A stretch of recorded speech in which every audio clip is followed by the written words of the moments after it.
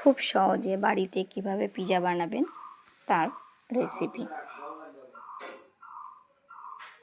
দেখুন পিৎজাটা কত সুন্দর হয়েছে। চলুন এবার দেখা যাক বাড়িতে কিভাবে পিৎজা করব। আমি ময়দা মিনিমাম 2 ঘন্টা মাখিয়ে রেখেছিলাম। এবার ময়দার ডোটাকে চেপে চেপে গোল করে নেব।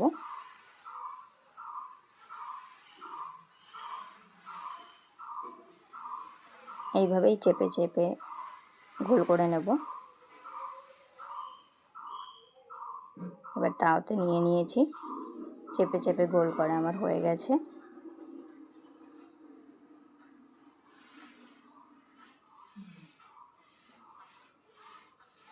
পুরো তাওয়াতে আমি বসিয়ে নিলাম।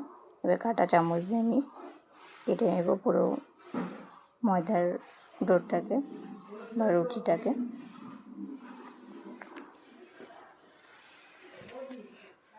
এবার দিয়ে দেব সস, যত রকমের সস দেওয়া হয়, chilli sauce, soya sauce, tomato sauce, এভিএল, যত রকমের সস দেওয়া হয় সব কিছু আমি দিয়ে দিলাম।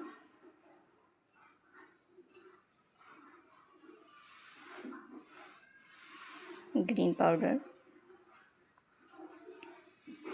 এবার দিলাম চিলি, সব দিয়ে মিক্স করে নিচ্ছি।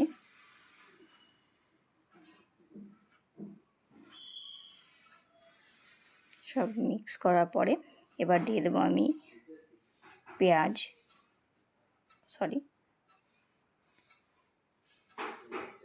এবার দিয়ে দিলাম চিজ দেওয়ার পরে পেঁয়াজ, টমেটো, ক্যাপসিকাম দিয়ে আমি ওভেনে বসিয়ে দিয়েছি।